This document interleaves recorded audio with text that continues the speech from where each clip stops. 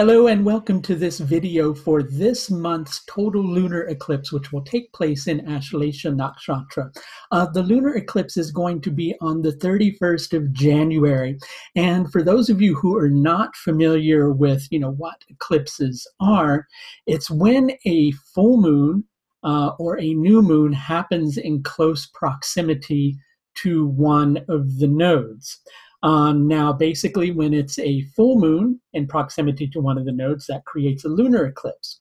When it's a new moon that takes place in close proximity to one of the nodes, that's a solar eclipse. So we're getting ready to experience a total lunar eclipse. And the full moon's exactitude in association with the eclipse will be at about 1:30 in the afternoon UK time. That doesn't necessarily equate to when the eclipse will be visible. For a good guide as to where the eclipse will be visible or where the totality of it will be visible, you can look that information up online. But just to give you an idea of where you'll be able to catch the totality of the lunar eclipse and not just a portion of it, that will be northeastern Europe, Australia, as well as Alaska and northwestern Canada and over much of the Pacific. The eclipse will be visible in other places such as Northeast Africa, North America, northwestern South America, the Indian Ocean, the Arctic, and the Antarctic, but you may not be able to see the full thing or the total angle of the total lunar eclipse. Okay, now we've gotten all the technicalities out of the way. Let's talk about what this may actually portend for all of us as individuals. Somewhere in a certain area of your life, you've got one foot ready to move forward and one foot still kind of stuck in the past, right?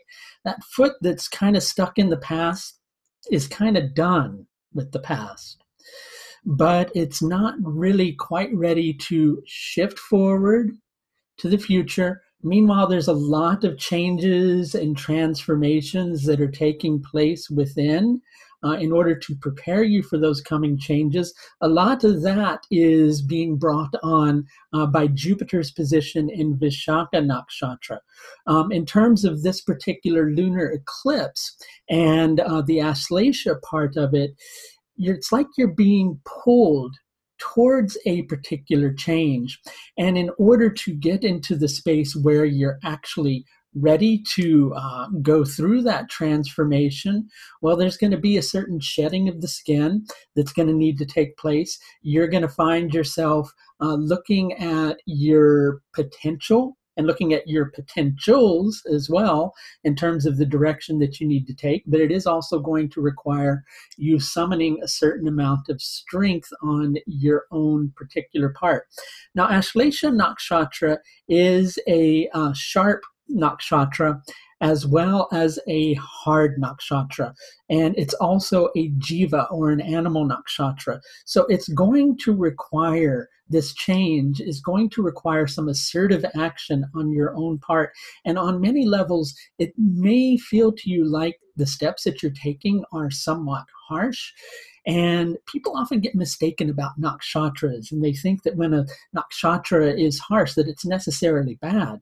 But that's not the case. Sometimes we need strong action in order to actually bring about important changes, and important changes that are righteous for us as individuals and right for our lives, and quite often for the lives of other individuals. Sometimes those radical types of changes are absolutely necessary. But before you get to the space to create that change, there's a lot of transformation that's going to need to take place first. Now, at the time of this particular eclipse, there are a few different angles that this eclipse is making. Some of them are waning angles, and in addition to that, some of them are angles that are growing in intensity. Let's talk about the waning angles first, and let's cover the most important one of those, which is that the moon will be making an angle to Mercury, which is in Shravana Nakshatra. Now, this is important because Shravana Nakshatra is connected to the moon. And Ashlesha Nakshatra is connected to Mercury. So these two planets are in each other's nakshatras, and that generally portends very prominent change, aside from it being an eclipse, which also does the same. Now, kind of the hallmark of this particular energy is not knowing if you can trust either your intuition or trust your insight and your intellect. And it's kind of difficult. And let's explain and kind of break this down a little bit. In terms of the intuition side of things, right? The moon relates to manas, our sensory mind, or our consciousness, how we perceive things, how we subjectively experience things. And at the time of this lunar eclipse, the moon is in close proximity to Rahu. And so a lot of the way that you're perhaps perceiving things, reacting to things, is clouded in a sense of illusion. You may not be seeing things clearly. One part of you, and this might be something you want to take a look at, as to whether there are certain feelings about this situation which you're kind of hiding from yourself, or whether there are feelings about this situation that you're hiding from another person, that you might be better suited not really hiding those feelings, right? But in addition to that, it's hard to trust your intuition because you're not sure if you're perceiving things correctly. And the moon is slightly weak at the time of this particular eclipse, even though it's a full moon. It's because of the portion of the Rashi that it's in and the degree that it's at that's creating that level of weakness. In addition to that, Mercury is somewhat weakened, which also signifies that our sense of discrimination, our capacity to be able to really fully judge a situation correctly, is somewhat diminished. We're getting all sorts of ideas, and we're kind of connecting to those ideas in different ways. But there's an old saying that I've always found really amazing that kind of connects to this concept, which is reason is the disease of the mind. And whilst that may not perhaps hold true in every single instance, it definitely holds true in this particular instance. Sometimes we can overanalyze things. Sometimes we can pick things apart, dissect them, go to the nth degree with them, to the extent that what we're actually looking at bears no actual resemblance to the truth of the situation. And so it's like being kind of stuck between a rock and a hard place, because you're in this position where you don't know if you can necessarily trust your capacity to analyze a situation, nor can you trust your intuition. So how do you get the answers? How do you deal with this energy? That's what we would all like to know. And we're going to get to that here in just a second. But first, let's also cover the fact that this particular eclipse is forming a waning angle to Jupiter, which is in Vishaka Nakshatra. And that's that energy of feeling like a change is imminent, but you've got to go through some adjustments, right? You're kind of in between worlds, because Vishaka generally tends to represent a forked path for the individual. One part of you has one foot in one area, another in another area, and you're kind of torn between two different places. Now, here's the solution energy that can really help you with that.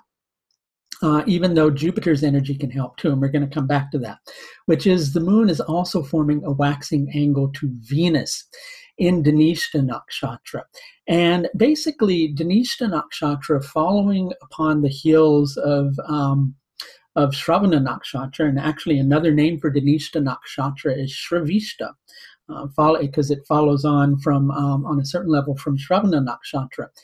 And it's about, on some levels, taking the energy, the information, the perceptions that come from Shravana Nakshatra and putting it together and seeing how you can thrive from that.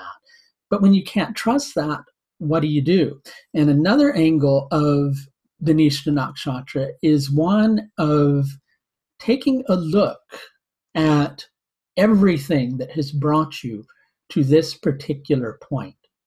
Now, I want to be clear here, that doesn't necessarily mean that something that you've done before is going to be the right thing to do now.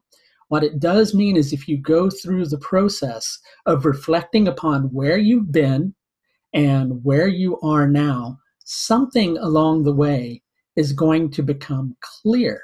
It'll take you through a process of going, wow, I've really done all of this, or wow, gee, I really wish that I wouldn't have done all this, or wow, I wish that I would have done all of these things instead, or wow, I'm really glad that I did these things.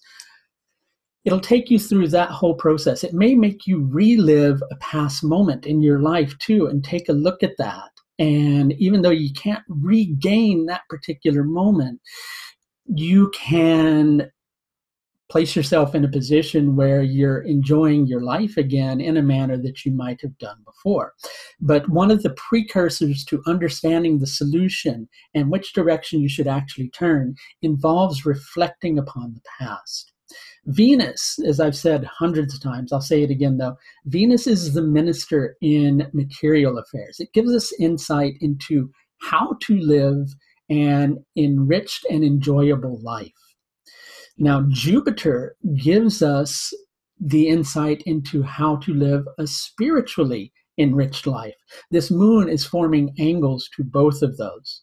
So the spiritual enrichment side of it is saying, you've got to wait for a process to unfold a little bit. The material enrichment side of it is saying, you need to reflect upon where you've been, where you're at now, and that's going to give you a clear perspective in terms of where you need to go in order to make this much needed shift. I can also help you with that much needed shift if you would like.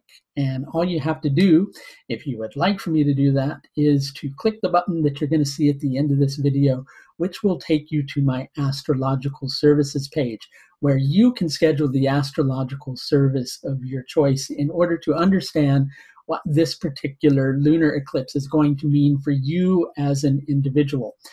In addition to that, you can also take a look and see where this particular full moon falls in your horoscope, but that's only going to give you a portion of the picture. You also need to understand what it's forming angles to, etc., if there's any critical points that it's hitting, and that's something I would be more than happy to help you out with.